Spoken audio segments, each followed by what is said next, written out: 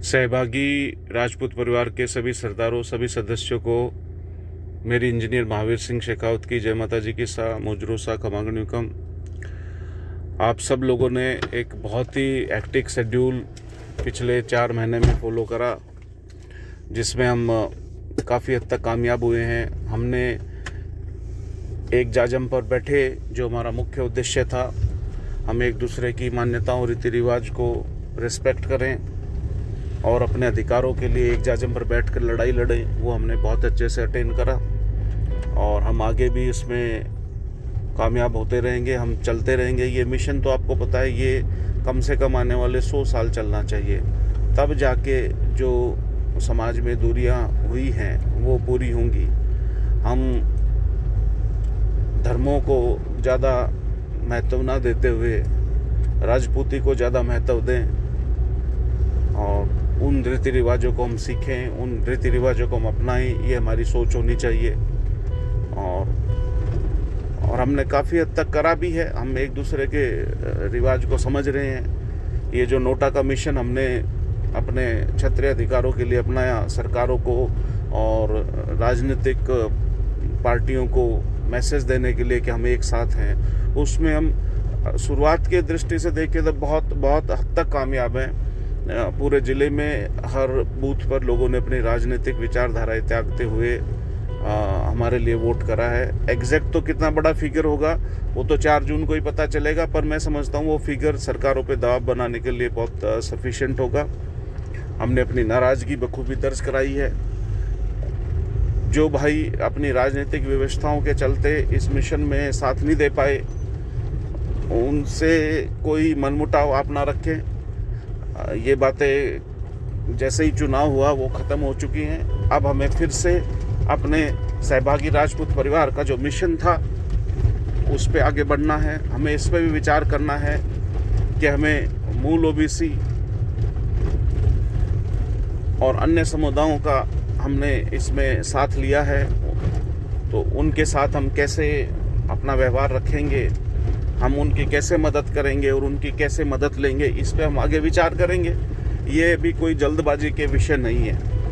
अब मैं ये चाहता हूँ कि आपने इतनी 4 महीने अथक मेहनत करी है, तो आप सब लोग एक बार अपने परिवार के साथ में कम से कम 1 हफ्ता आराम से रेस्ट कीजिए और उसके बाद में एकदम ठंडे दिमाग से हम फिर से बैठेंगे। एक बार कोर कमेटी के कुछ लोग बैठेंगे और फिर आगे काम करेंगे, क्योंकि हमने एक के बाद एक काम करा तो हो सकता है कुछ फैसले गलत भी हुए हों किसी की नज़र में। तो अब जो फैसले सामूहिक हुए वो सामूहिकता के भाव से होते हैं, इंडिविजुअल का फैसला माना नहीं जाता है। और अब मैं समझता हूँ हमें संगठन को बढ़ाने के लिए बहुत काम करना पड़ेगा।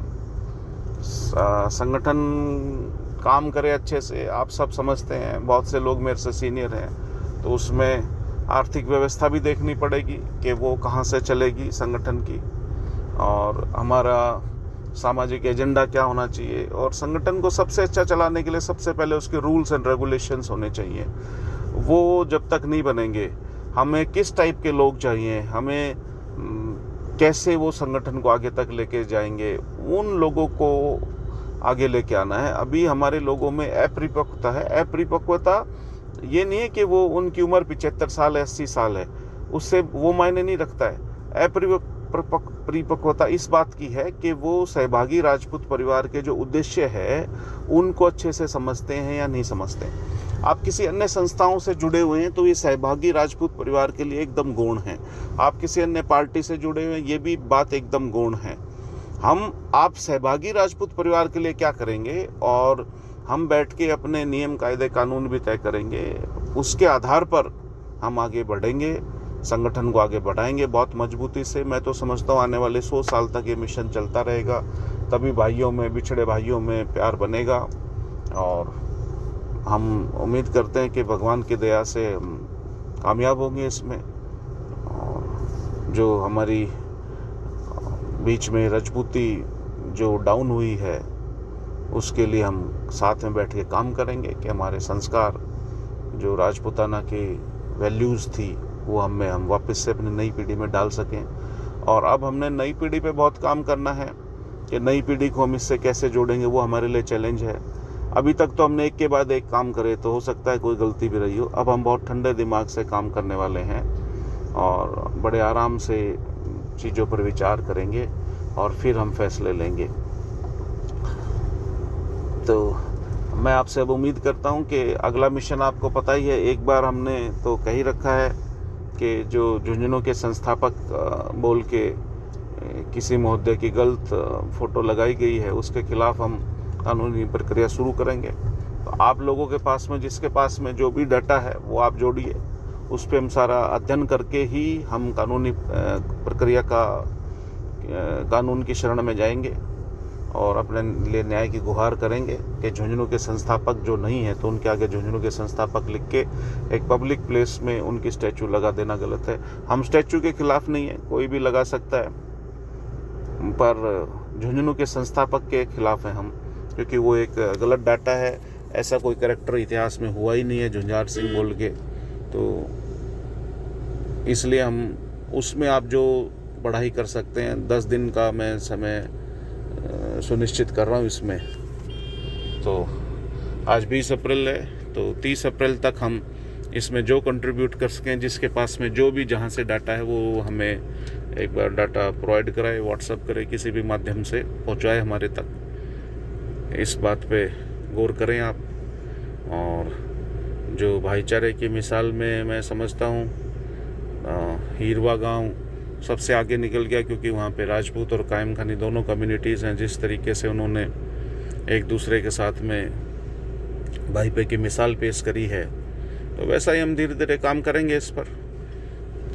अब हम कोई जल्दबाजी में नहीं है, अब हम बहुत सोच विचार करके अपने फैसले लिया करेंगे, अपने काम करा करेंगे। एजेंडा है हमारा कि हमें जो हमारे क्षत्रिय अधिकार वो मिलने चाहिए, एक जाजम पर हम बैठने चाहिए, ये हमारे मुख्य एजेंडे हैं। तो आगे देखते हैं आगे क्या प्लान होता है। हम सब भाई साथ में मिल के करेंगे कैसे हम इसका सदस्यता अभियान आगे चलाएंगे। सदस्यता अभियान इतना ज़रूरी नहीं है जब तक लोग हमारे नियम कायदे कानून नहीं जानते हों, जब तक वो एक संगठन के स्ट्रक्चर में नहीं बंधे, तब तक उस संगठन को कितना भी बड़ा कर लो, जब लोग उसमें भीड़ के हिस्से के रूप में शामिल होते जाएंगे तो वो लोग संगठन नहीं चला पाते हैं, क्योंकि उन्हें उस संगठन के नियम कायदे कानून कुछ मालूम नहीं है। तो वो भीड़ की वजह से आ गए, तो वो लोग उस संगठन की कोर परंपराएं उनको नहीं समझ पाएंगे। सहभागी परिवार, राजपूत परिवार जो है वो धर्म और राजनीतिक विचारधाराओं को गौण मानते हुए खून एवं पारंपरिक संबंधों को ज़्यादा महत्व देने वाला संगठन है। हमारे अंदर बहुत सी कमियां हैं, मैंने देखी हैं बतौर अध्यक्ष, कि हमारे लोगों में छपास का बहुत शौक है, किसी को माइक लेके बोलने का बहुत शौक है, किसी को इतना शौक है कि अध्यक्ष भाषण दे रहे हैं तो उसके बीच में से भी माइक वो लेना चाहते हैं और वो बोलना चाहते हैं कुछ। तो ऐसी बहुत सी बातें हैं जो हमें अभी संगठन के रूप में लानी पड़ेंगी। तो अध्यक्ष का अंतिम भाषण होने के बावजूद भी लोगों को बोलने की आदत है, तो क्योंकि वो अभी तक उस संगठन को समझ ही नहीं पाए हैं। वो अलग अलग समझ रहे हैं कि हमने जीवन के अलग अलग स्फीयर में बहुत बहुत कुछ काम करा है, तो हमें सहभागी राजपूत परिवार में उन कामों के बेस पे प्रायोरिटी मिले। सहभागी राजपूत परिवार में प्रायोरिटी हम लोगों को, जो हम सहभागी राजपूत परिवार के लिए काम करेंगे उसके बेसिस पे मिलेगी। आपके जीवन का क्या बैकग्राउंड है, आपके जीवन में आपने क्या सीखा है, उससे सहभागी राजपूत परिवार को क्या बेनिफिट है, वो सोचने की बात है। तो इसलिए हमें अपने अपने ईगो जो त्याग के उसमें एक जाजम पर बैठने की आदत डालनी पड़ेगी। और मैं उम्मीद करता हूँ आप धीरे धीरे हमारे सब लोग ट्रेंड होते चले जाएंगे, उनमें संगठन के प्रति परिवार का भाव आने लग जाएगा और फिर वो काम करने लग जाएंगे। क्योंकि अभी तो देखिए बहुत से लोग हुए जिन्होंने कईयों ने बीच में हमारे साथ में, जैसे एक छोटा सा एग्जांपल दे रहा हूँ, नोटा बोल के कुछ ने कांग्रेस के दुपट्टे पहन लिए, कुछ ने बीजेपी के दुपट्टे पहन लिए। इसका मतलब वो लोग हमसे जुड़े हुए नहीं थे मन से, वो बस एक लहर में हमारे साथ आ गए, वो हमारी विचारधाराओं को समझे नहीं तो, और वो उसमें जुड़ गए और फिर वो अलग हो गए। तो ऐसा चलता रहेगा, पर ऐसे लोग संगठन के लिए ज़्यादा ठीक नहीं होते हैं। तो अभी हम उन लोगों की तलाश करेंगे जो एक्चुअली सहभागी राजपूत परिवार के लिए काम करें। जय माता जी की। आप सबका बहुत बहुत धन्यवाद। आपने बहुत मेहनत करी है अपनी नाराज़गी जाहिर करने के लिए। आप एक बार बहुत आराम से घर पर परिवार के साथ में रेस्ट कीजिए, उसका फिर हम आकलन करेंगे। तो उम्मीद करेंगे हम 1 मई से हम कुछ अपना, आप भी दिमाग में रखिए कि हमें किस चीज़ों पे काम करना है, ताकि हम वो फीडबैक 1 मई के आसपास अगर हम बैठेंगे, एक बार सोचेंगे कब बैठेंगे, 10 दिन तो हमें आप दिमाग से सोचिए कि हमें आने वाले 1 साल में क्या अटेन करना है, क्या उसकी हमें योजना बनानी है, ताकि जब हम मिलें तो हम अपनी बेशकीमती राय उसमें रख पाएँ।